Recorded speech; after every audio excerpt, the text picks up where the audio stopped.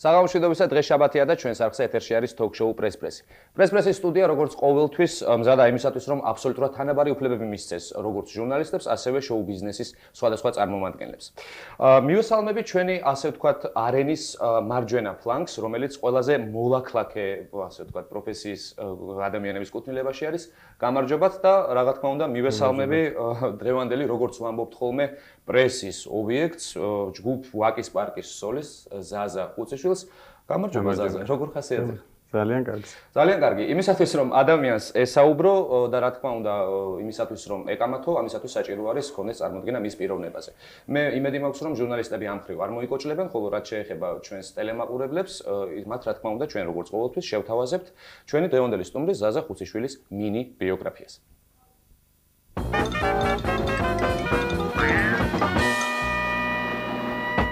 ზაზა ხუციშვილი ახლობლების წრეში ცნობილია ზედმეტსახელით ბაძო. დაიბადა თბილისში 1965 წლის 13 მაისს. მუსიკალური განათლება მიღებული აქვს, როგორც ინდივიდუალური დაინტერესების საფუძველზე, ასევე მუსიკალური შვიდწლედის ბაზაზე. ისე პროფესიით არის ინჟინერ ჰიდროტექნიკოსი. 1985 წელს მეგობრებთან ერთად შექმნა ჯგუფი სახელწოდებით რვაფეხა. შემდეგ 5 წლის მანძილზე უკრავდა და იკმაყოფილებდა როკ მუსიკისადმი ინტერესს ჯგუფში ჯუკბოქსი. ამ ჯგუფთან ერთად მოგზაურობდა როგორც ყოფილი საბჭოთა კავშირის ქვეყნებში, ასევე საზღვარგარეთ და მონაწილეობას იღებდა მუსიკალურ ფესტივალებში. ჯუკბოქსის ერთ-ერთი სიმღერა გერმანიაში გამართულ ფესტივალზე ფესტივალის საუკეთესო სიმღერად აღიარეს. 1996 წელს ზაზა ხუციშვილი უკვე ჯგუფ ვაკის პარკის დამაარსებელი, სოლისტი და გიტარისტია. შექმნიდან 2 თვის შემდეგ ფესტივალ მარგარიტაზე ვაკის პარკის საუკეთესო როკ ჯგუფად აღიარეს. ჩაწერილი და გამოშვებული აქვს 3 ალბომი. რაც შეეხება საერთოდ ფესტივალებს, ზაზა და მისი მეგობრები არ თვლიან, რომ მსგავს ღონისძიებებში მონაწილეობა აუცილებელია. 2001 და 2002 წლებში ზაზა ხუციშვილის მუსიკალური ხელმძღვანელობით შეიქმნა საახალწლო პროექტი საუკუნის ნოსტალგია. არის როგორც ზოგადად კრიტიკული, ასევე თვითკრიტიკული პიროვნება. დაოჯახებული არ არის.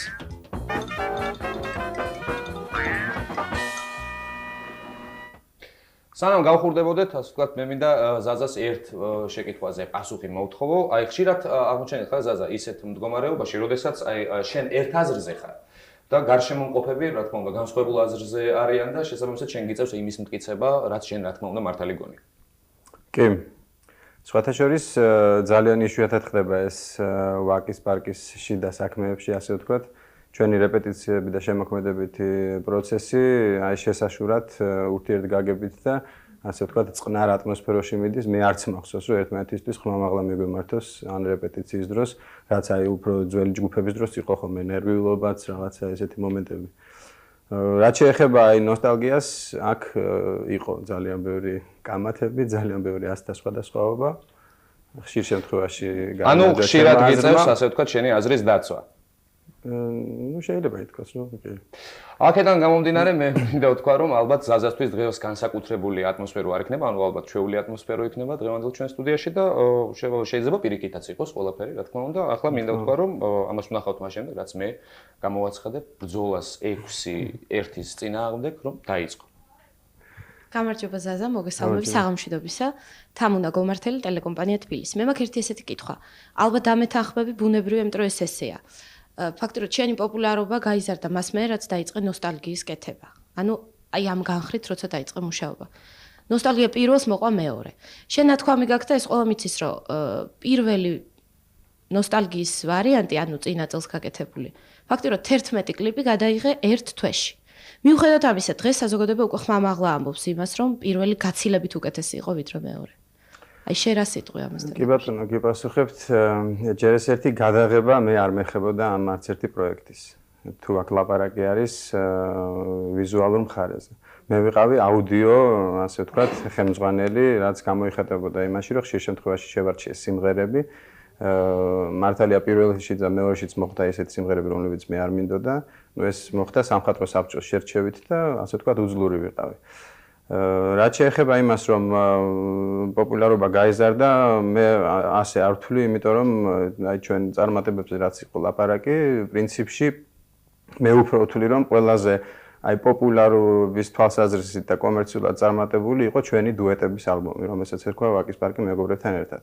რაც შეეხება ამ ალბომს, აქ უფრო გამოჩნდა ჩემი, ასე ვთქვათ, რა ვიცი თუ ნიჭი არის ეს, როგორც ტექსტების ავტორის. აი სწორ ტექსტებზე მინდოდა მეკითხა. შენ თვითონ მოგწონს ის ტექსტები? მე არ ვსაუბრობ ახლა რაღაც კონკრეტულად რომელიმეზე. ანუ ზოგადი განწყობა შენი ამასთან დაკავშირებით პოზიტიურია, ანუ მოგწონს შენი გაკეთება თუ არა? ესე იგი, რა თქმა უნდა, რაღაც გარკვეულ დონეზე ყოველთვის ადამიანი თავდაბალი უნდა იყოს და ზომიერად უნდა შეაფასოს თავისი ნამოქმედარი და შემოქმედება. მაგრამ ისიც რომ მე განვაცხადო რომ აი მე იცით რა აი რაღაც არ გამომდის და რაღაცა ხო ესე არ ვთვლი იმიტომ რომ რაღაც ესეთ ფართო აუდიტორიის წინაშე მე ვაქვეყნებ იმას რასაც ვაკეთებ ვეძახი აი ესეთ ცნობილ მუსიკოსებს თხოვრო შეასრულონ ესე იგი თავის იმედი მაქვს და მგონია რომ ამას კარგად ვაკეთებ ჩემი აზრით აი ამ ორი პროექტიდან ძალიან ბევრი სიმღერა საკმაოდ კარგია და რომელმა უფრო გაამართლა მუსიკალურად მე ვერ ვიტყვი რომ პირველი უფრო საინტერესო იყო ვიდრე მეორე როგორც შესრულების ხრივ, აი საშემსრულებლო დონე მე ვთვლი რომ მეორეში უფრო ის იყო რა ქვია. ასე ვთქვათ მაღალი. ტექსტები იქაც იყო კარგი ტექსტები, აქაც იყო კარგი ტექსტები. მაგრამ იყო ცუდიც, ხო? იყო ცუდიც, კი ბატონო. მე მაინტერესებს ერთი რამე. შენ ერთხელ შეადარე ქეთი მერკვილაძე, ნოსტალგიას გულისხმობს სიუზი კვადროს. და თქვი რომ ის ძალიან ახლოს არის, ზუსტ ციტირებას ვაკეთებ. რითი გავს ქეთი მერკვილაძე სიუზი კვადროს? მე არ მახსოვს ესეთი შედარება, მაგრამ ხო, რა თქმა უნდა, თუ ესე კატეგორიულად ამტკიცებ, ну, ალბათ რაღაცა შეიძლება რაღაც გარეგნობით იმით, რომ გიტარიანი მომღერალი გოგონაა. ხო, მაგრამ შენ თქვი რომ გარეგნულად არანაირად არ ასოცირდებიან ისინი ერთმანეთთან. მაშინ რითი? ვოკალური მონაცემებით? იცი რა არის, მაშინ ეს უნდა მაჩვენო, იმიტომ რომ აი ესე უკვე რაღაც არ მეცნობა ეს ნათქვამი და ხო, მაშინ გავაგრძელებთ ამაზე საუბარს. დამერწმუნე რომ ეს ისე. ვოკალური მონაცემებით არ გვანან, იმიტომ რომ ეს აბსოლუტურად სხვა სტილის მომღერალია და სიუზი კვატრო როკ-ენ-როლის მომღერალი ქალი იყო პირველი, ასე ვთქვათ. აი მე მაინტერესებს შენი პირველი ალბომიდან, მას მერე ძალიან ბევრი რამე შეიცვალა, ბუნებრივია თვითონ შემოქმედებაში, თავი დავანებოთ ნოსტალგიას. რა მიიყვანა არაპროფესიონალი მუსიკოსი პირველი ალბომიდან აი ამ მესამემდე, რომლებიც ერთმანეთსგან რადიკალურად განსხვავდება.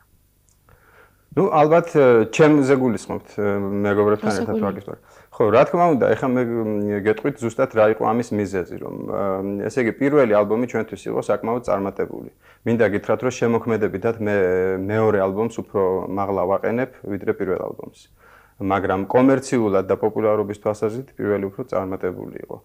პირველი ალბომი, ესე იგი, უფრო დაფუძნებული იყო როკ-ენ-როლზე და ასე ვთქვათ, საქართველოში შემოსულ მუსიკაზე. პირველ ალბომს მე ვერ დავარქმევ, რომ აქ რაღაცა აი ქართული სული ჩანს, ან ქართული რაღაცა მოტივები არის, უფრო აი როკ-ენ-როლის საფუძველზე. და რატომ შეიცვალა მიმართულება? კი ბატონო. ესე იგი, მე ვთვლი რომ თუ ესე იგი ქართული მუსიკის, ანუ ფოლკლორის და თუნდაც ესტრადის აი სიმდიდრე რაც ჩვენ გაგვაჩნია, ხო? ეს არ შევიდა თანამედროვე მუსიკაში. მარტო აი ეს უცხოეთზე აღებული ორიენტაციით ეს ჯგუფები იქნება საინტერესო მარტო ქართული მაყურებლისთვის. მე ვთვლი რომ იმათთვის საინტერესო იქნება ის თუ აი მათთვის ეგზოტიკური ეს ჩვენი ფოლკლორი რაღაცნაირად ჩვენს თანამედროვე მუსიკაში აღისახება. და ეს გამოგივიდა მესამე ალბომში. მე ვთვლი რომ აი მესამე სწორედ ამისკენ მიმართული იყო, იმიტომ რომ ჩვენ ავიღეთ ისეთი სიმღერები, რომლებშიც აი ეს ქართული სული კარგად არის ესე იგი ასახული, თუნდაც ბატონი ჯანოს სიმღერა მუხამბაზი, ულამაზესი სიმღერა და აშკარად აი ქართული კილო ისმის ამ სიმღერაში წითელფეხება ტრედებოდა და ასე შემდეგ. გასაგებია. და მე მაქვს კიდე ერთი კითხვა. რომ რითიც და ოდნავ ამ წუთში შევჩერდები. ესე იგი, მე მახსოვს ესეთი მომენტი. შენ საუბრობდი ვარსკვლავობის ინსტიტუტზე, ან ზოგადად საერთოდ ამ ცნებაზე ჩვენს რეალობაში საქართველოში. და თქვი, რომ შენ არ გესმის ეს იმიტომ, რომ ჩვენთან ეგრეთ წოდებულ ვარსკვლავებს, კარგი გაგებით, უწევთ ბენზინგასამართი სადგურების მონახულება და ბაზარში სიარული. ჩვენთან მერაბ სეფაშვილი დადის ბაზარში. ან იგივე სიტყვაზე ნანი ბრეგვაც. მე არ მინდა გამოვყო ხა ვინმე. მაგრამ მე მგონი ეს არ არის სწორი კრიტერიუმი, რომელიც შენ მოიხმე. არა, მე ეხლა გეტყვით მაშინ. ჯერ აქ ერთი მომენტი არის, რომ საერთოდ ვარსკვლავი ხო რაღაცნაირად უნდა იყოს მიუწვდომელი ადამიანისთვის. პირველ რიგში უნდა იყოს აი თუნდაც ყოფითი პრობლემების განთავისუფლებული და მეორე რიგში ის უნდა იყოს მიუწვდომელი თავისი საშემსრულებლო დონით. და იქნებ პირველ რიგში უნდა იმსახურებდეს ვარსკვლავობას თავისი მონაცემებით და მეორე და მესამე რიგში ისაც და შეიძლება ეს რიგები აურია ხომ. ანუ ყველაზე მთავარი გამოჩნდა აი რატომ არის მაიკლ ჯორდანი ვარსკვლავი ხო კალათბურთის ან სტივ ვანდერი იმიტომ რომ ბაზარში არ დადის ჩვეულებრივი ადამიანმა რაც არ უნდა იშრომოს აი ძალიან გაუჭირდება სულ დღეში 24 საათი იმეცადინოს კალათბურთში ისე ვერ და მე გეტყვი რომ მაიკლ ჯორდანი იმიტომ ვარსკვლავი რომ ის კარგი კალათბურთელია და მე უკვე ამას ვამბობ მე ზუსტად ესე იგი ეს არის რაღაცა დიდი შრომის და დიდი ნიჭის ერთობა და ჩვეულებრივი ადამიანებისთვის ეს არის რაღაც მიუწვდომელი დონე მაგრამ კიდე ერთხელ გეუბნებით რომ აი მაიკლ ჯორდანი რომ ყოველ დღე გვხვდებოდეს ქუჩაში, ყოველ დღე გვხვდებოდეს პროფილაქტიკაში, ბაზარში. ის არ იქნებოდა ვარსკვლავი. ნუ ვარსკვლავი, მაშინ იცით რა არის, ვარსკვლავი მაშინ სიტყვა არ ეკნებოდა. იქნებოდა დიდი კალათბურთელი. მაგრამ აი ვარსკვლავის ის არ ეკნებოდა, რომ აი შენ აღარ გეკნებოდა იმის დანახვის ისა, რომ ვაიმე ეს არის და მიხვიდე და ან ავტოგრაფი ის გახდებოდა ჩვეულებრივი ნიჭიერი ადამიანი, მაგრამ აი შენთვის ძალიან ჩვეულებრივი მომენტი იმის ქუჩაში გამოსვლა. და ეს უცხოეთში არ ხდება. მე მაგალითად თბილისში გავიცანი ბილი ჯოელი და გავიცანი ბობ დილანი, როცა ისინი აქ იყვნენ. ნუ გავიცანი ეს სიმბოლურად ესე იგი წარუდექი და უთხარი რომ მათი ასე ვთქვათ ფანი ვარ, ხო? და მე ამერიკელ მეგობრებთან საუბარში ეს რო უთხარი, ესე იგი ნუ ყურებს არ უჯერებდნენ, როგორ შენო ბობ დილანთანო ეს ახლოს იდექიო, ესე იგი იმისთვის იმდენად მიუწვდომელი იყო ეს პიროვნება. იმიტომ რომ მართლა ძალიან ძნელია ამერიკაში რომ შენ სადღაც ქუჩაში ბობ დილანს შეხვდე. ანუ ესე იგი უნდა იზრუნონ ჩვენო ვარსკვლავებმა რაღაც იმიჯი შექმნან. არ დაიმალონ და რაღაცა ესე მიუწვდომლები იყო. ცოტა რთული არის, ესე ადვილად არ არის რომ აი მაინც და მაინც დაიმალო და ლაშა გაბუნია გაზეთი ახალი ვერსია, საზა როგორ ახარ. კარგად. საზა მოდი პირველ კითხვას ეს დაგისვამ, ახლა მიუწვდომელებაზე ვსაუბრობდით და შენ გინდა რომ გახდე მიუწვდომელი? არა. მე მინდა რომ ამ ხრივ მიუწვდომელი არ მინდა მე რომ გავხდე რომ ან სახში ჩავიკეტო ან ამხანაგებისგან დავიკარგო და თავისუფლება არ მივცე იმისი რომ აი რაღაცა გარკვეული დონის შემდეგ ეს ყველაფერი არის მომაბეზრებელი. მე მინდა ნორმალური არ მინდა ისეთი სიტუაცია შემექმნას რომ საღამოს ვერსად ვერ წავიდე მეგობრებთან ერთად და აი ესეთი ის იყოს რომ ხალხი დაგესიოს როგორც ეს ამერიკაში და რუსეთში ხდება მაგალითად იგივე უგაჩოვას ან კირკოროვის ან ვიღაცის გამოჩენაზე რომ აი ნორმალურად ვერ წახვიდე კაფეში, ვერ წახვიდე მეგობრებთან, ეს აბსოლუტურად მიუღებელია. აი თავისუფლება და გარკვეულ დონეზე ყოფნა მირჩევნია და რაც შეეხება საშემსრულებლო დონეს, რა თქმა უნდა, მინდა. რომ იქამდე გავიზარდო, რომ აი ჩვეულებრივი ნორმალური ადამიანი ხედავდეს, რომ მე მაქვს ძალიან ბევრი ნამუშევარი, მე მაქვს რაღაცა ნიჭი და აი ამითი დგავარ როგორც შემსრულებელი რაღაც დონეზე.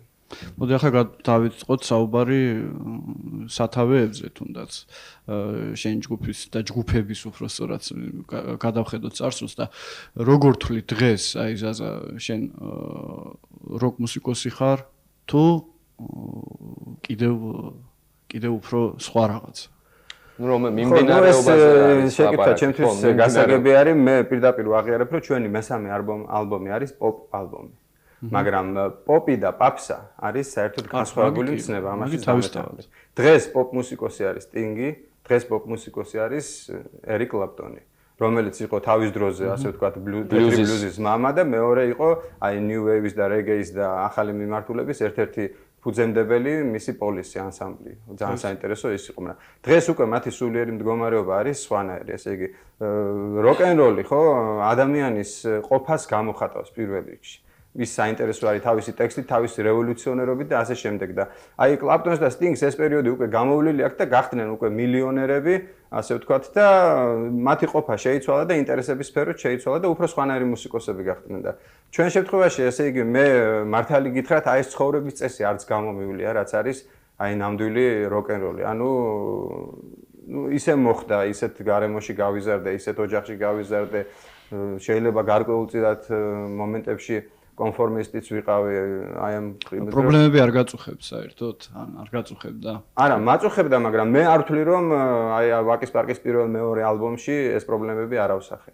მე ვთვლი რომ ავსახე, მაგრამ სამწუხაროდ ის სიმღერები, რომელსაც მე ვთვლი რომ აი რა ნამდვილად როკ მუსიკაში რაღაც გავაკეთე, აბსოლუტურად შეუმჩნეველი დარჩა. ანუ მუსიკალური მიმდინარეობა როკზე არის ლაპარაკი მაინც? ესე იგი დაჟინებით პირველ ორ ალბომს მე ვთვლი რომ მაინც როკი არის. პირველი ცოტა უფრო განსხვავებული და სუფთა როკ-ენ-როლზე დაფუძნებული და მეორეში მე ვთვლი რომ აი რაღაცა მცდელობები უკვე არის რაღაცა საინტერესო ჩვენი იმის გაკეთების და კიდევ ერთხელ ვიმეორებ რომ აი სიმღერები რომელიც მე ყველაზე ძალიან მეამაყება როგორც ავტორს აბსოლუტურად შეუმჩნეველი დარჩა საზოგადოებისთვის და გაჰიტდა ის სიმღერები რომელიც ნუ ცუც არ ავთვლი ესე იგი ცუდი რო იყოს რომელი სიმღერა რომელ სიმღერებზე AR Georgia იყო და აღარ იყო ეს არის ჩვეულებრივი როკ-ენ-როლები ასე თქვათ იუმორისტული ტექსტებით ხო აი ეს სიმღერები ბევრად უფრო პოპულარული გახდა ვიდრე მე მაქვს აი სოციალურ თემებზე პოლიტიკური სიმღერებიც მაქვს სხვა რატო არ გახდა არ ვიცი ეთყობა ჩვენი საზოგადოებისთვის ის უფრო მისაღები იყო და არ ვიცი მე ვერ ვიტყვი რომ რადიო სადგურებმაც ძალიან პატარა გამონაკლისის გარდა ეს სიმღერები ატრიალეს იმიტომ მათთვის ეს სიმღერები რაღაც სხვა აღმოჩნდა ასე ვთქვათ. ანუ აქედან დასკვნა პირველი სტერეო უფრო ანუ მოთხოვნილ მასობრივი მოთხოვნილება უფრო აი ესეთ რაღაცები. მე ვერ ვიტყვი რომ აი გემოვნება აქვს თუ რას. კი, ეს რა თქმა უნდა, მაგრამ მე არ ვიტყვი რომ მოთხოვნილება არ იყო თუ არ მიაწოდე, არც იქნება მოთხოვნილება. შოუ ბიზნესის კანონი ესეა, ხო? რაც უფრო ბევრჯერ დაუტრიალებ და მოასმენებ, შეიძლება უფრო გაერკვეს ამ. აი ზაზა, მოდი ისე ოდნავ დაუბრუნდეთ წარსულს, თუნდაც როკ-ენ-როლის შექმნის ისტორია, შემდეგ ოდნავ როცა ეს განვითარდა. ეს იყო უკვე მე ვთვლი რომ აი ახალგაზრდების გარკვეულ მოძრაობად იქცა, მათი ამოსაცნობი ნიშანი იყო. ეს იყო მძლავრი პროტესტი საშინელებების პრობლემების წინააღმდეგ, რომელიც გამეფებული იყო მაშინდელ მსოფლიოში, თუნდაც ჰიპების მოძრაობა დაემთხვა თუნდაც ვიეტნამში ომს, თუნდაც პანკების მოძრაობა დაემთხვა უდიდეს კრიზისს ბრიტანეთში და როგორ ფიქრობ, აი რატომ არ გამოხატავენ ქართველი მუსიკოსები იმის მიმართ პროტესტს, მე როკ-ენ-როლში გებზე მაქვს ლაპარაკი, მე უმრავლესობას რატომ არ გამოხატავენ პროტესტს? შენი აზრით ეს ახალგაზრდების ინერტულობის ბრალი არის თუ მუსიკოსების? ესე კითხვას დავსვა. ხო, აი ძალიან კაი შეკითხვაა ეს. საერთოდ მე ვთვლი რომ დღეს აი საინტერესო ტექსტების დიდი კრიზისია ქართულ ესტრადაზე. ჩვენთან ხილ-ხილ პარადი არსებობს. სიმღერა არის მენატრები, გელოდები, ფოცნებები, ფიქრები, ნისლები და ნუ აი ესეთი ის და მე ვერ ვიტყვი რომ აი ესეთი არ ვიცი შეიძლება მართლა აი რაღაცა ჩვენი იმის ბრალიც არის რაღაცა მეტი მოძებნა უნდა ან მეტი ის უნდა ისეთ ავტორებს და შემსრულებელებს რომელებიც აი ამ მიმართულებით მოძრაობენ და მუშაობენ მაგრამ ერთი მომენტიც არის რომ აი ხშირ შემთხვევაში ხო აი ესეთი ჯგუფების საშემსრულებლო დონე სამწუხაროდ აი რაღაცა ზღვარის დაბლაც არის ხშირ შემთხვევაში იმიტომ რომ აი რამდენიმე ფესტივალი ჩატარდა, რამდენიმე ეს და დღეს ეს თუნდაც ალტერნატიულობა, თუნდაც ეს როკ-ენ-როლი და ცოცხალი მუსიკა ხშირ შემთხვევაში აი დილეტანტიზმთან და იმასთან არის ასოცირებული. და ალბათ უფრო სხვა ფორმით უნდა მიეწოდოს ტექსტუალურად უფრო და მუსიკალურად დახვეწილად უფრო, რომ საზოგადოებამ მიიღოს ეს. მგონი ცუდი არის საერთოდ შემგუებლობა საშინელი თუნდაც ცუდი ტექსტების მიმართ. და საერთოდ უაზრო ტექსტების მიმართ მე ასე ვიტყვი.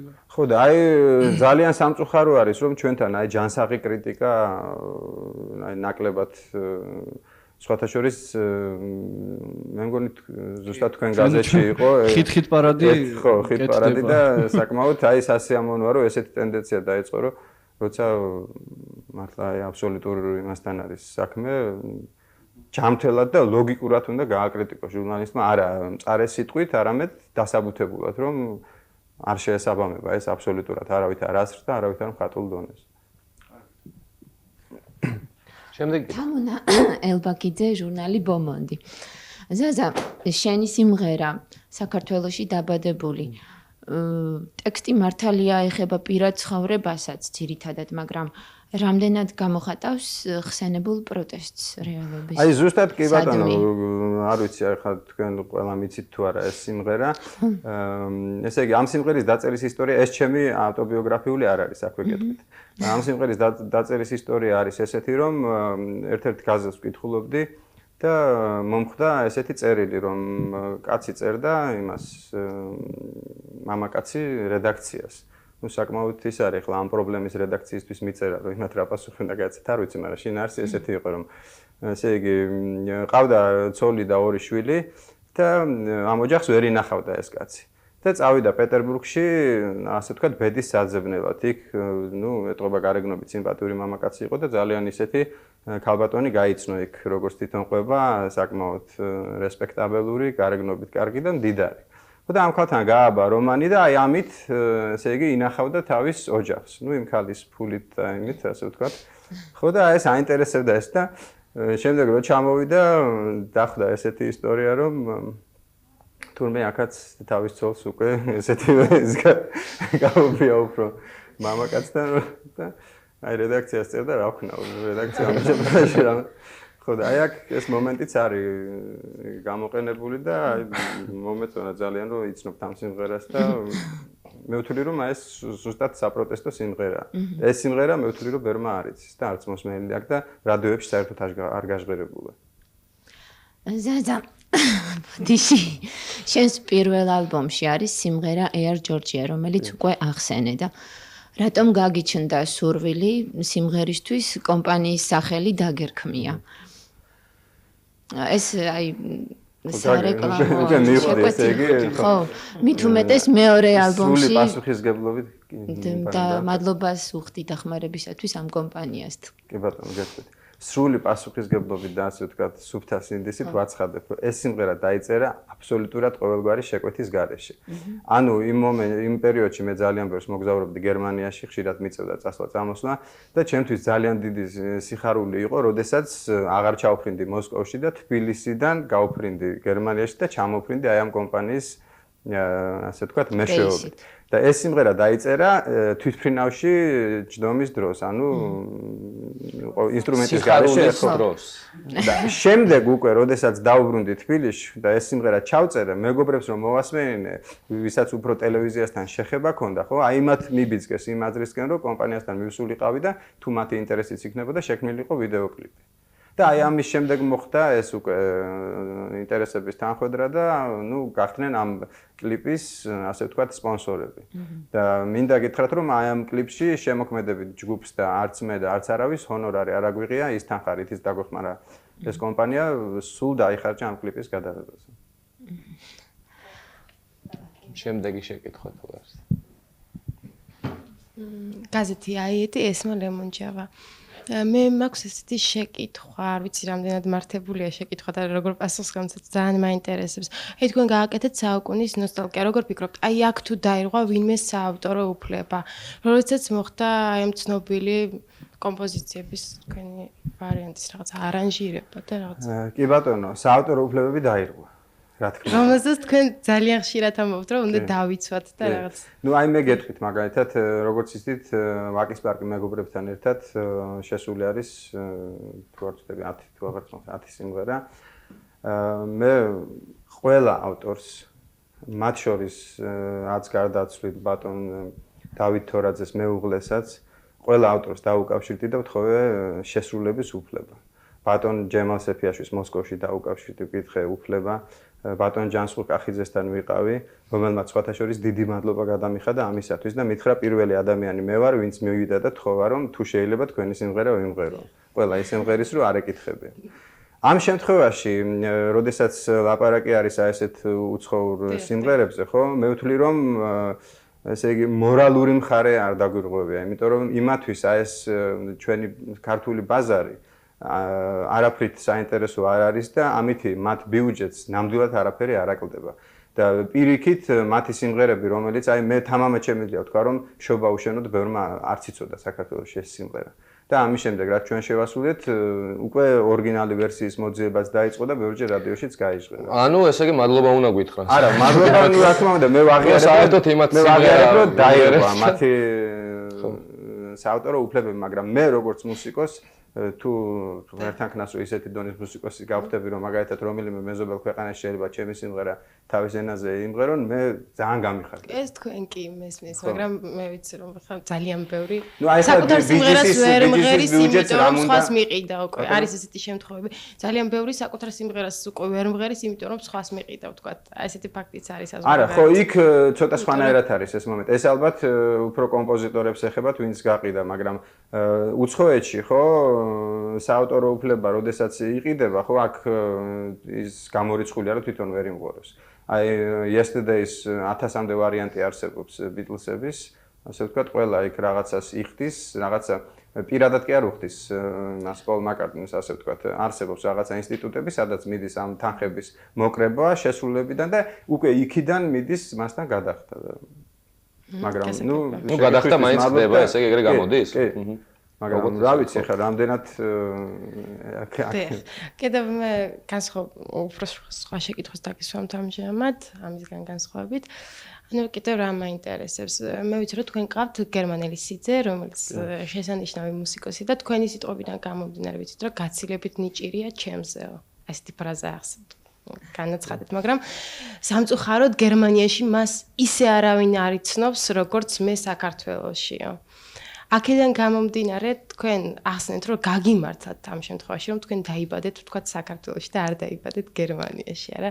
რაღაც არის ეს მომენტი, რომ თქვენ უფრო მეტად პოპულარული ხართ, ვიდრე ის, იმიტომ რომ ასეთ დიდ ქვეყნებში, არა, ქუჩის მუსიკოსიც უნდა იყოს რაღაც ძალიან ისეთ პროფესიონალი და ძალიან ისეთ მაღალ დონეზე შემსრულებელი. კი ბატონო, გეთანხმებით. აი ჩვენი მე საერთოდ იმიტომ ვერიდები ხომ ამ სიტყვას ვარსკვლავი, რომ აი გერმანიაში კლუბებში ისეთი ჯგუფები უკრავენ, ისეთი დონის მუსიკოსები, რომ აი ჩვენი ბევრი ვარსკვლავად წოდებული უკვე და აღიარებული ახლოს ვერ მივა მერწმუნეთ.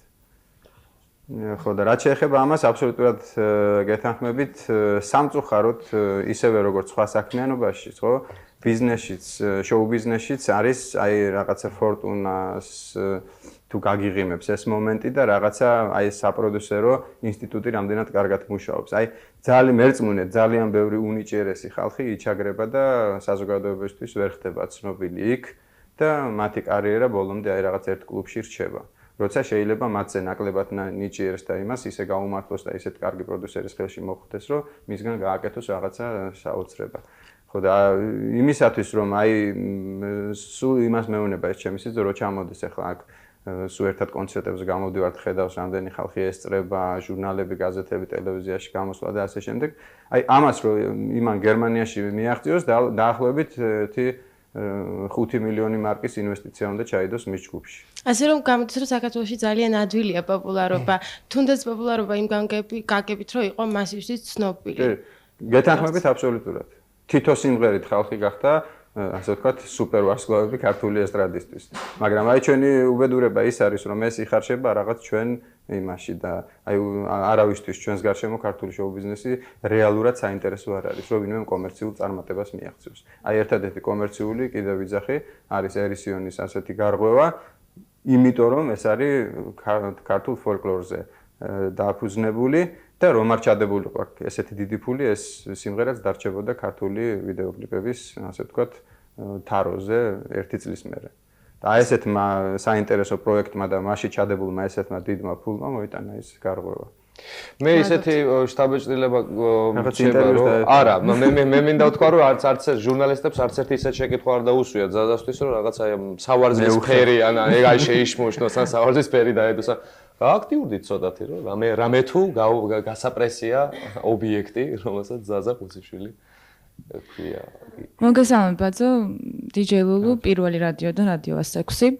მაინტერესებს შენი ეს წარსულში ისევ გადავინაცვლოთ ასე რომ თქვა, რით იყო განპირობებული ამ ჯგუფების ცვლა და საბოლოო ჯამში თუ მიაღწია იმას, რაც შენ გსურდა თავიდანვე.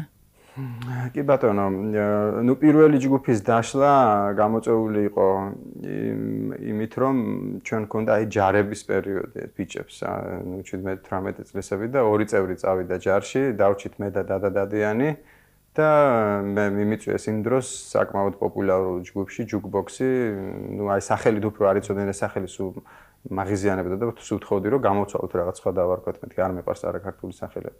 უფრო იცნობდნენ ამ ჯგუფს ძმები ჭილაშვილების სახელით. კლუბი ძმები იყვნენ საკმაოდ პოპულარული და ნუ გადავედი ამ ჯგუფში, სადაც პრინციპში ყველაფერი რაც ვიცი, ვისწავლე ამ ჯგუფში. ასე ვთქვათ, ძალიან დიდი სკოლაც იყო ჩემთვის, ძალიან დიდი გამოცდილება.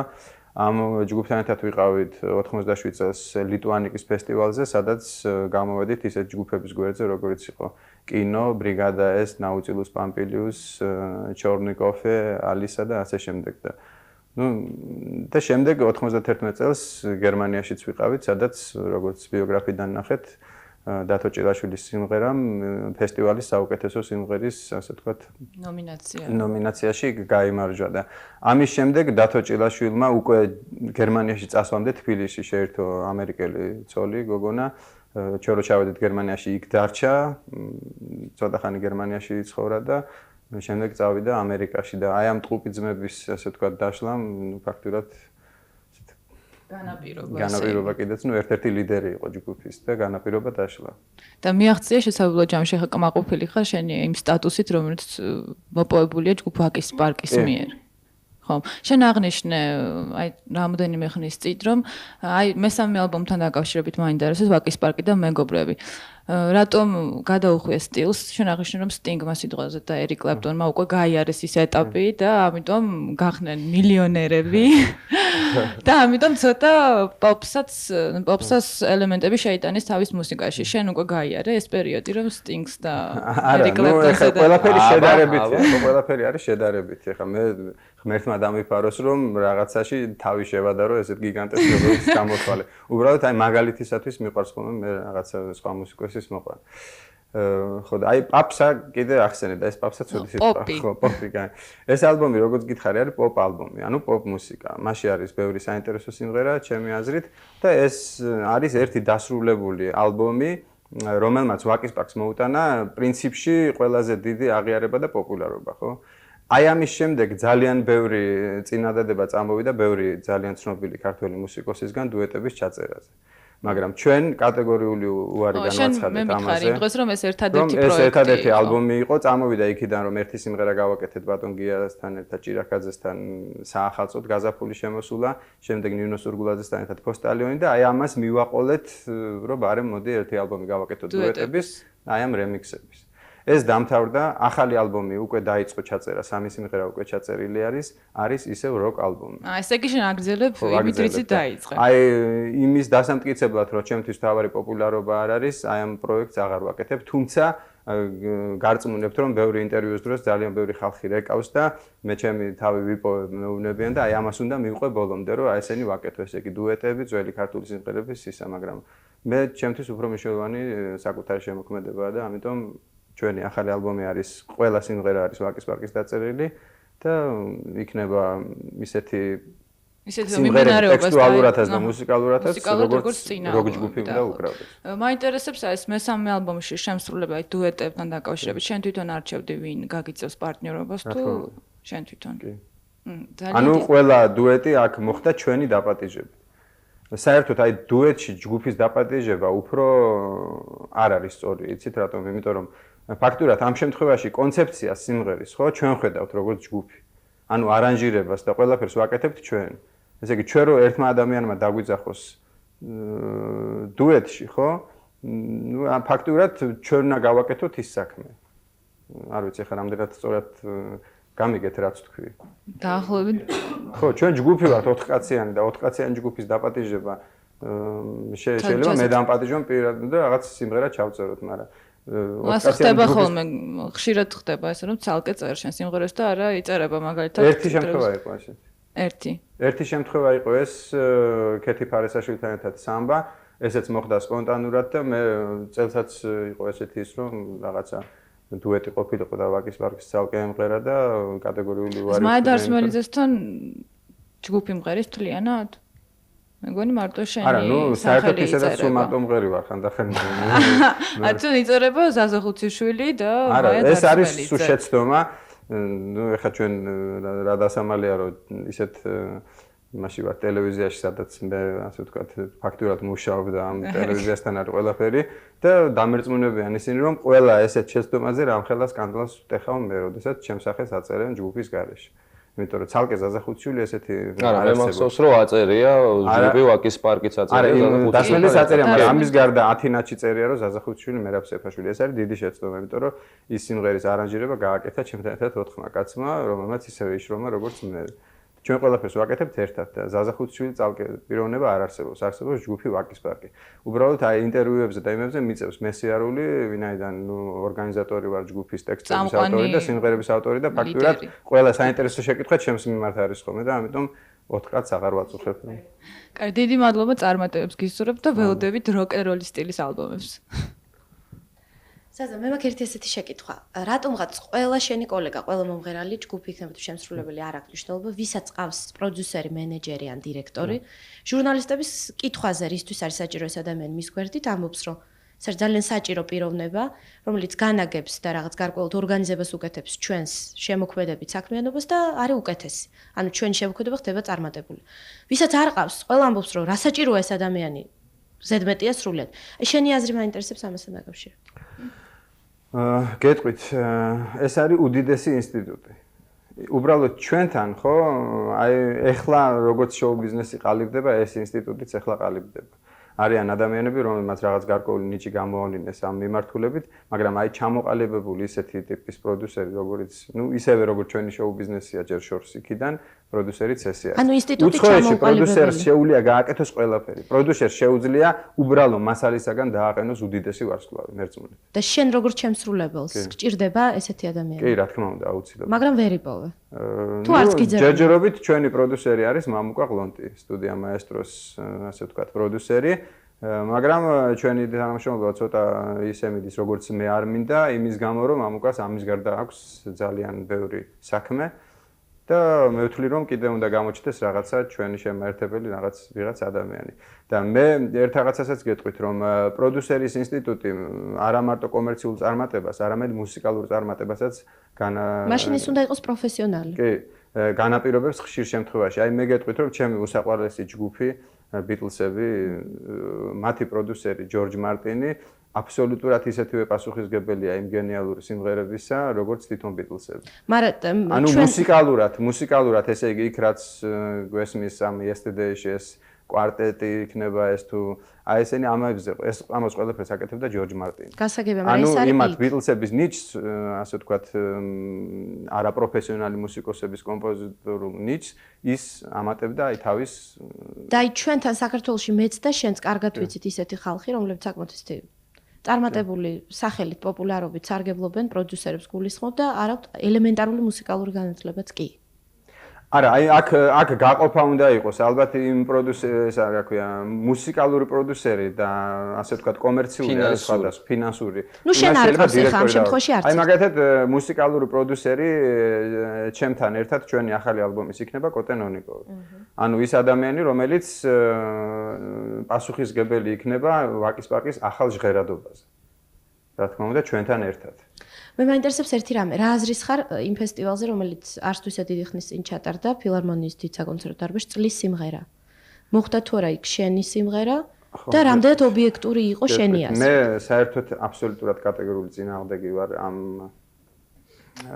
ასე ვთქვათ ფესტივალების?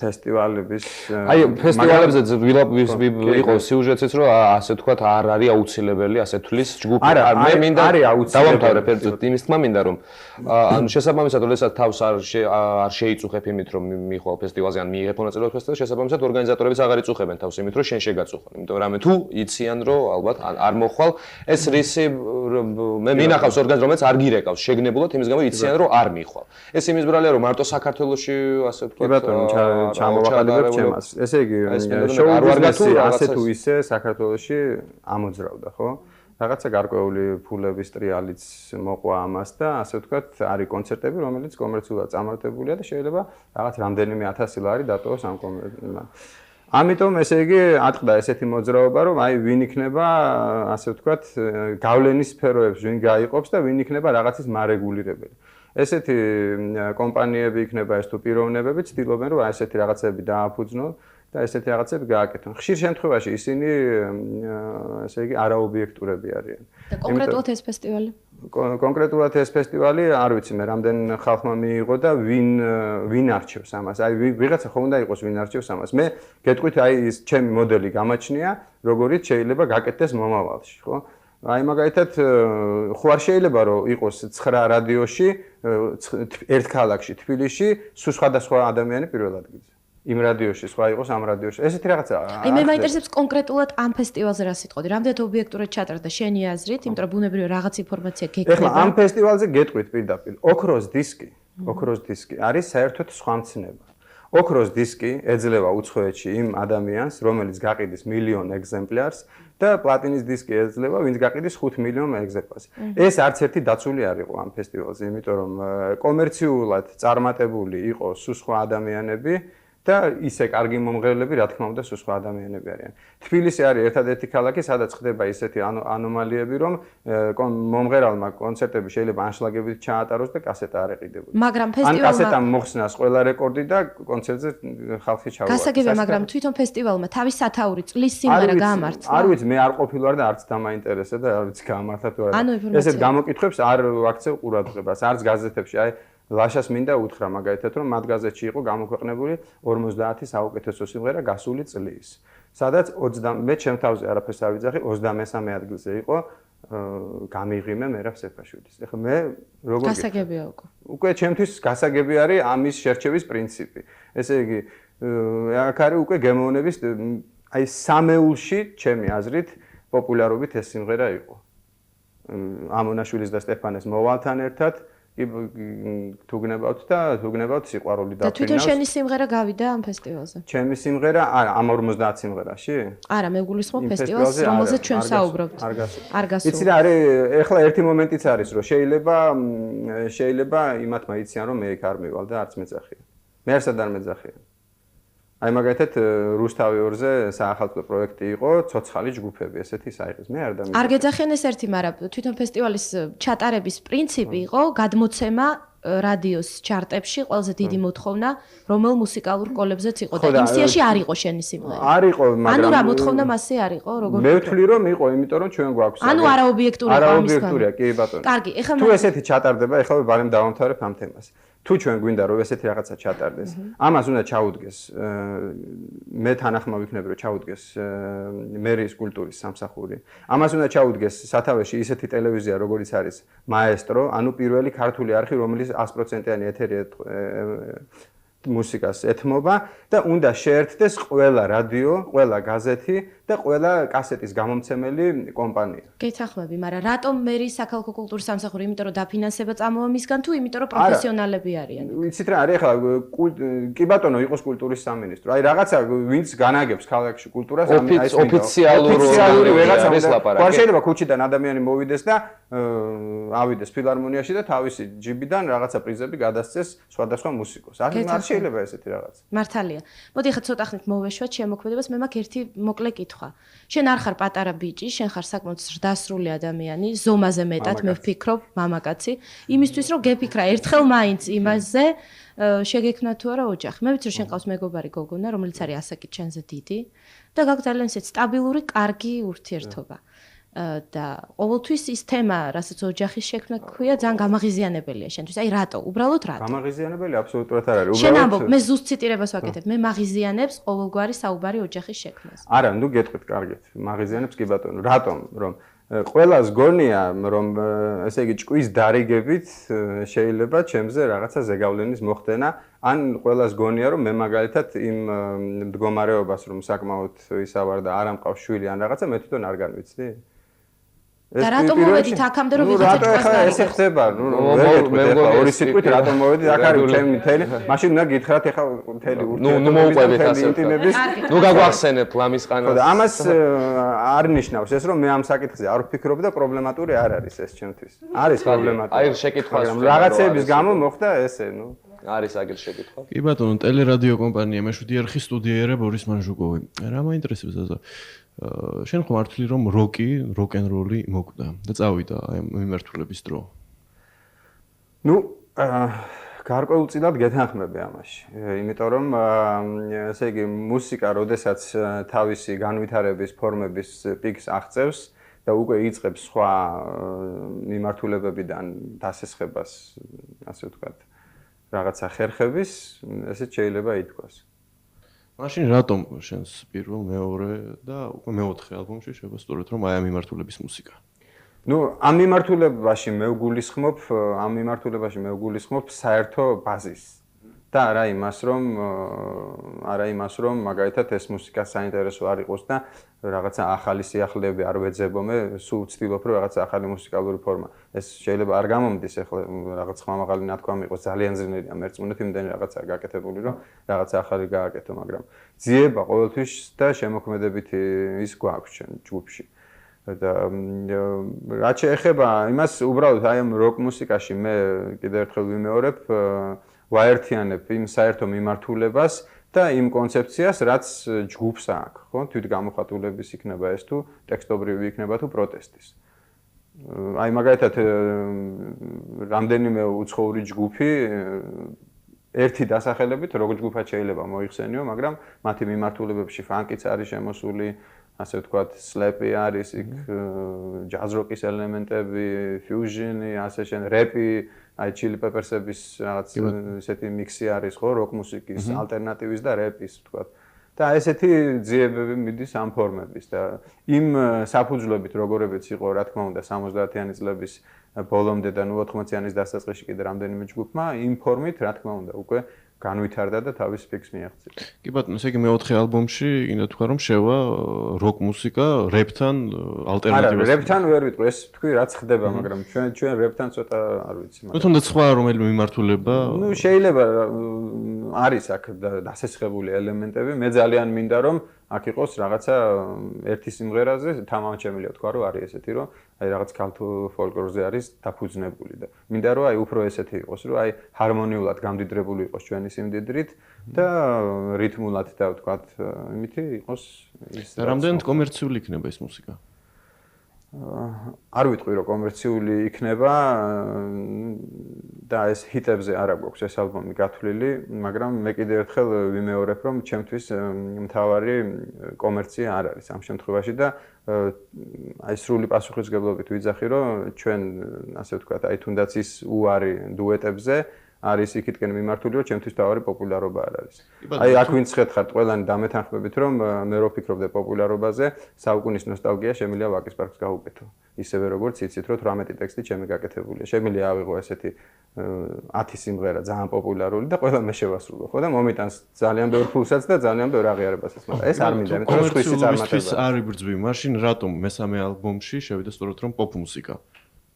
ხო მე აღვნიშნე რომ აქ არის ჩვენი აი კიდევ ერთხელ ვიძახი რომ აი ქართველ მუსიკოსებთან ვის შემოქმედებაშიც აი ეს ქართული სული კარგად არის გამოხატული აი მათთან ურთიერთობა მათთან სიმღერა და აი ქართული სიმღერების ასე ვთქვათ შეხება ბატონო და კიდევ ერთი შეკითხვა და ბოლო იქნება ჩემი მხრიდან ვაკის პარკი ჯგუფის სახელწოდება თვითონ და ცნობილი რუსული ჯგუფი პარკ გორკავა შემოღებული ხომ არ არის და განმოტანილი?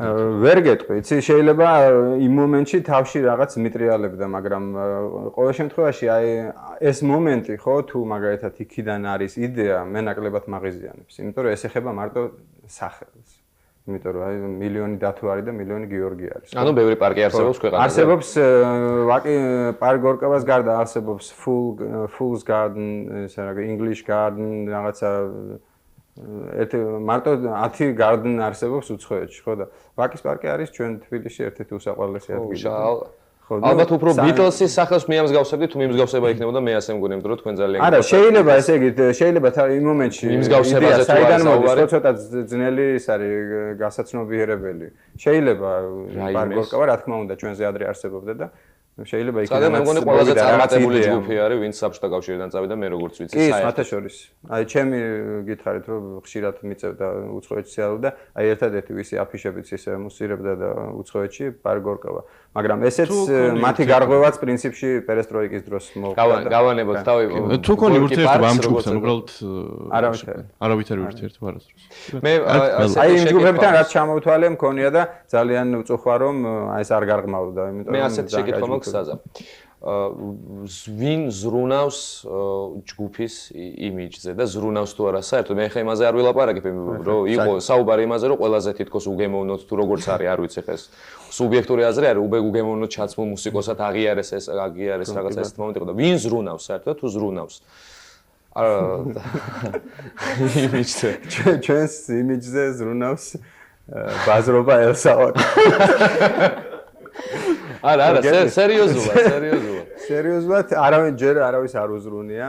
მე ერთ რაღაცას გეტყვით რომ მე არა მარტო ჩაცმულობაზე მაქვს საუბარი, თავისთავად. მე ვიცი ახლა შენი პოზიცია დაახლოებით ვიცი და ვინც არის იმის გასაგონად ვიტყვი. ამას შენ არ გეუბნები რომ უგემოვნოდ ჩაცმა შორის და უბრალოდ ჩაცმა შორის არის ძალიან დიდი სხვაობა, ხო? უგემოვნო არის ის ადამიანი, რომელმაც არ იცის მაგალითად როგორ ფეხს აცმელთან, რომელი შარვალი და რომელი პერანგი ჩაიცვას და უბრალოდ ჩამცმელი არის, ვინც ასე ვთქვათ, ფულს არ ხარჯავს ტანსაცმელში. ანუ ისეთი ადამიანი, რომელიც მე ვარ. იმიტომ ჩემთვის სხვა ფასეულობები უფრო არსებობს. ეხლა ვინმე შეიძლება იფიქროს, რომ 91 წელში გამოშვებული ეს 06, რომელიც იქ ნახეთ, ჩემი გემოვნების და ფანტაზიის პიკი არის. ნამდვილად არ არის ესე, მაგრამ რა ვიცი, მე ვთვლი, რომ ჩემი გემოვნება პირველ რიგში ტექსტებიდან და სიმღერებიდან ჩანს და აი სარეკლამო რამე ტრიუკებს თუ იყენებს ჯგუფი, აი პოპულარიზაციისთვის, ასე ვთქვათ, ან სახელის პოპულარიზაციისთვის, ანუ პრინციპში ერთი მცდელობა იყო ესეთი, ეს უკვე გახმაურებული ფაქტია და პრინციპში ბოლომდე არასოდეს არ მიღიარებია ეს რომ ხო და აბა ვაღიაროთ რაღაცა გამოჩნდა ისეთი რომ სჭორი ხო პრინციპში ჩვენგან მოდიოდა რაზე იყო ლაპარაკი თუ შეიძლება უთხრათ ყველას ვინც არის ეს იყო ესეთი ის რომ მე მაქვს შიცი მოიგონე შენს თავზე არ მომიგონია ვიღაცა მოგიგონა მტრები ყავდა გეტყვით ახლა და საერთოდ ეს პრაქტიკა არსებობს სოფლიო შოუ ბიზნესის ისტორიაში რომ აი მაგალითად ჯორჯ მაიკლის ტურის წინ გაავრცელეს ესეთი ინფორმაცია რომ ტუალეტში თუ გახსოვთ დაიჭირეს ვიღაც მამაკაცთან ერთად ეს სოფლიო ტურის წინ ჯორი იყო არის ესეთი ისინი რომ აი ვიღაცას უპოვეს მარიხუანა და აი ხვალე თუ შეძლებს კონცერტზე გამოსვლას ხო და ხალხი უფრო იმაშვება რა ქვია ინტერესი უღრმავდებათ და ესა მე 99 წელს ну რაღაც იყო ისეთი ოჯახური მდგომარეობა რომ мама გარდამეცვალა ძალიან ბევრი სანერვიულო შემხდა და უკვე რამდენიმე თვის შემდეგ დავიკელი 10 კილო წონაში. გავხდით და საკმაოდ სუსტად გრძნობდი თავს და ჩავიტარე მთლიანი დისპანსერიზაცია და მათ შორის რეალურად ავიღე ჩიცზე ანალიზი. ანუ ეს არ მოგვიგონია, უბრალოდ ეს აი გაჟონვის ხო გაჟონვის ის ხო და მე შეალამაზეთ და მიაწოდეთ ასე ვთქვათ. ხო ცადეთ ესე იგი ტრიუკი ასე ვთქვათ, მაგრამ მოგონილი არ იყო, იმიტომ რომ რეალურად ავიღე პარასკევს და ორშაბათს უცდიდი პასუხს. და მთელი ჩემი მეგობრები აი როგორ ზიხარო ნორმალურად რომ აი ორშაბათს უნდა მიხვიდე და გეტყვიან იცი რა შენ და რა მინუტზე გაამართლა ტრიუკმა?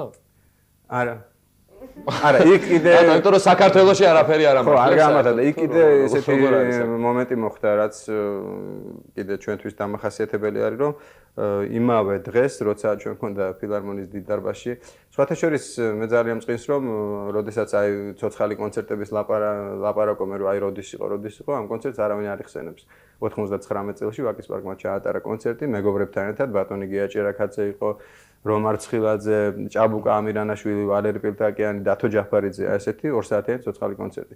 ამავე დღეს სპორტის სასახლეში ჩაატარეს კონცერტი, სადაც იყო, რა ვიცი, სახედან დაწყებული ყველა ისეთი პოპულარული ჯგუფი. მე მგონი ეს ბოლოს არის სადმე მიძღვნილი კონცერტი იყო თუ არა? 22 ივნისი იყო. 22 ივნისი. და მე რა ვიცი ჩვენი სარეკლამო კამპანია დაიწყო 2 კვირით ადრე იმ კონცერტამდე და ამიტომ იმათი ბრალი უფრო იყო რომ ეს კონცერტები დაემთხვა და ჩვენიც ჩავარდა და იმათიც კომერციულად, მაგრამ ისე მე მგონი კაი კონცერტი. დიახ, ერთი შეკითხვა კიდევ. მე მაინტერესებს რა შეხება გაქვთ თელავთან ამბობენ რომ თქვენ ხართ წარმოშობით რაღაც თელავიდან და რაღაც ამასთან დაკავშირებით ესე იგი ხდება შემდეგი გაუგებრობები რატომ ყავთ საზახუციშვილი არსად არ აღნიშნავს თავის წარმომავლობას და რაც ძალიან სწყინ თურმე თელავებს და იყო ესეთი შემთხვევა რომ ერთხელ გიტარაც კი მოპარეს და მე სახლის წინ დავუტრიეს ესეთი ფაქტი იყო არავინ არ იცოდა ის რომ ჩემი გიტარა იყო და ვისი იყო ესე იგი შემთხვევით თორე არ მოიბარადა ალბათ ეხა გეტყვით ჩემი მშობლები ორივენი დედაც და მამაც დაიბადნენ ქალაქ თელავში და სტუდენტობის შემდეგ წამოვიდნენ თბილისში და ცხოვრობენ თბილისში. მე დავიბადე ლეჩკომბინატში, მაშინდელ ლეჩკომბინატში დავამთავრე 55 სკოლა და იმის შემდეგ ესე იგი სამუდამო ცხოვრებით მე თელავში არასოდეს არ მიცხოვრია.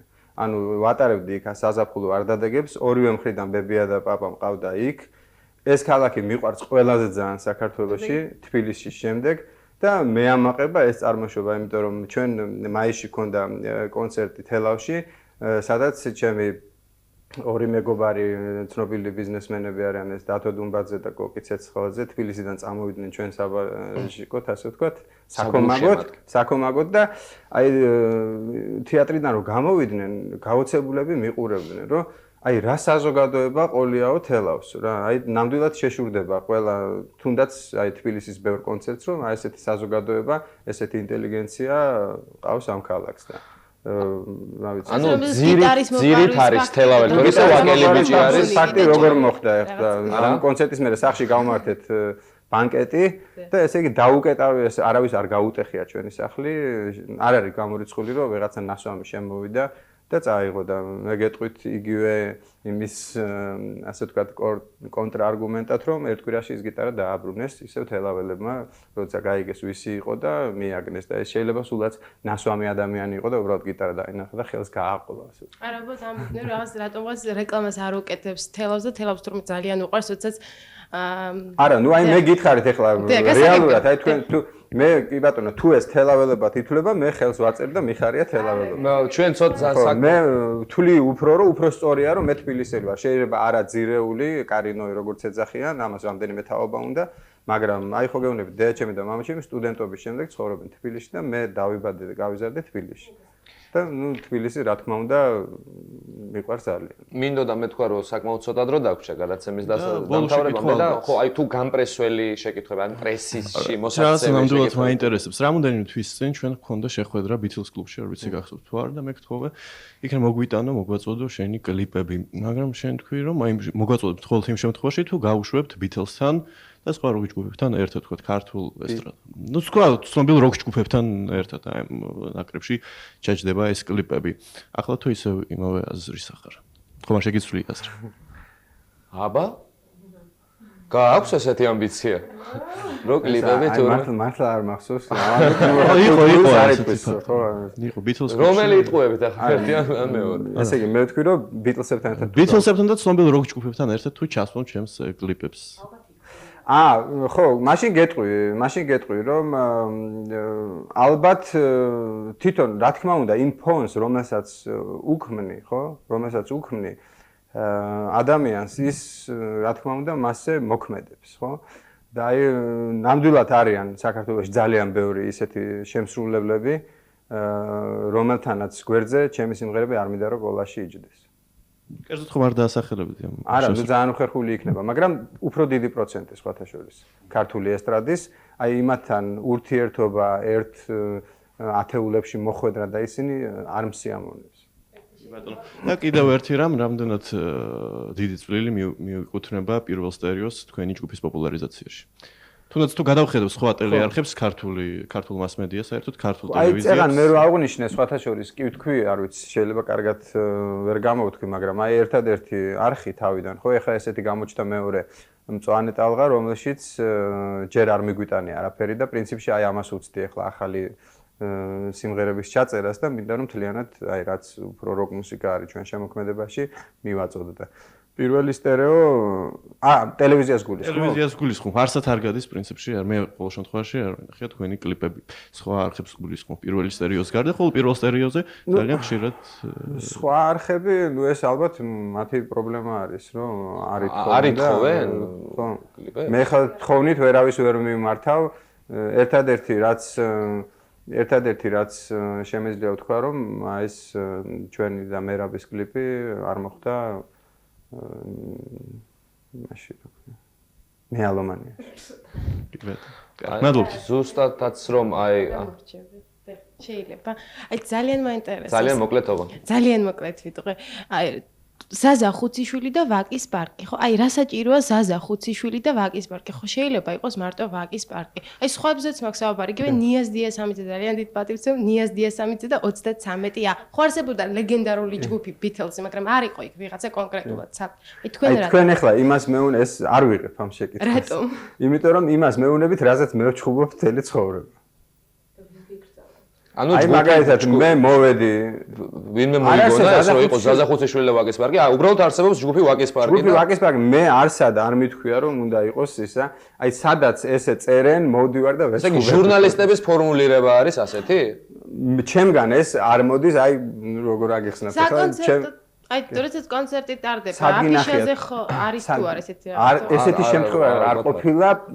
ვენდობ ზაზას ესეთი შემთხვევა არ ყოფილა. პირიქით, აი ათინათში გავიდა ესეთი ზაზა ხუციშვილი და მერაბ სეფაშვილი. აი, კითხეთ სტუდია მაესტროს რომ მოვედი რა ამბავი ავტეხე. გავიდა ზაზა ხუციშვილი და ნინო სურგულაძე, მოვედი რა ამბავი ავტეხე, იმიტომ რომ ერთად გავაკეთეთ ყველაფერი და ის ფონოგრამები რაც იწერება არის ცოცხალი შესრულებით. და უბრალოდ მე შეიძლება კლიპში მე ვჩანვარ რაღაც სოლისტი ვარ და რეჟისორი ესე იღებს. კი ბატონო, მაშინ მე იგივე პრესის ხელმძღვანელობასთან მაქვს ესეთი შეკითხვა. თუ ასეა, რატომ დღეს მარტო ზაზა ხუციშვილი და რატომ თლიანად ვაკის პარკი არა? იმიტომ რომ ზაზა ხუციშვილი ხომ არ არის მარტო ვაკის პარკი. რატო ზაზა მარტო შენ და 4 არა? მე მეუბნები არავის არ მოდით მეთქი, მაგრამ არაო. ეხლა მე ნუ დამაბრალებ. ესეთი რაღაცა არ არის. ზაზა გამოხატავს თელი ჯგუფის აზრს.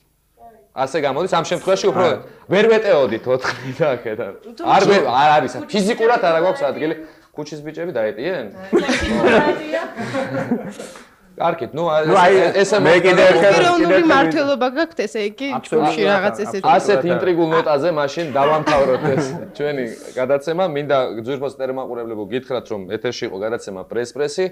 დიდი მადლობა უთხრათ ჟურნალისტებს, რომლებიც ასე ვთქვათ, საკმაოდ რბილად ეასებოდნენ ჩვენს სტუმარს. დიდი მადლობა ძვირფას ჟურნალისტებს, ჩვენს სტუმარს ბატონ ზაზა ხუციშვილს, ჯგუფ ვაკის პარკის სოლისტს.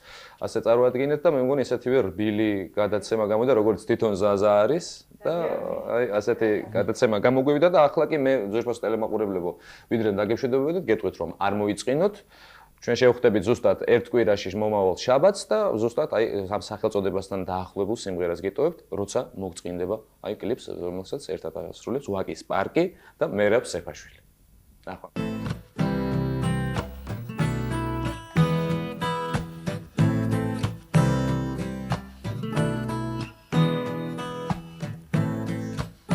როცა მოგწყინდება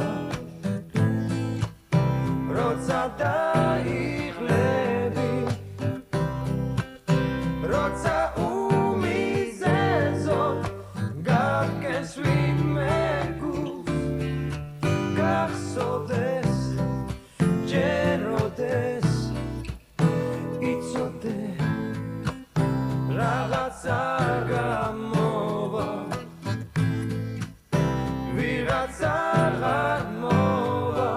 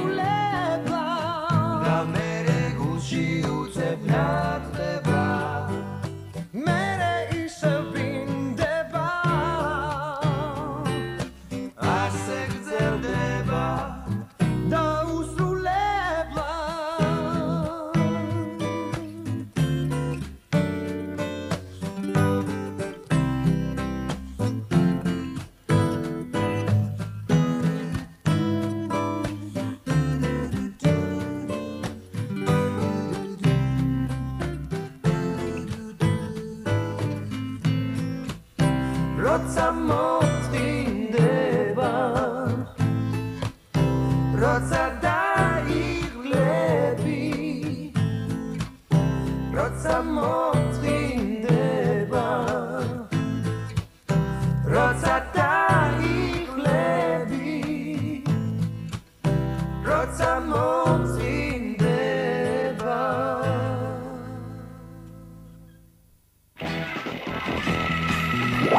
Yeah.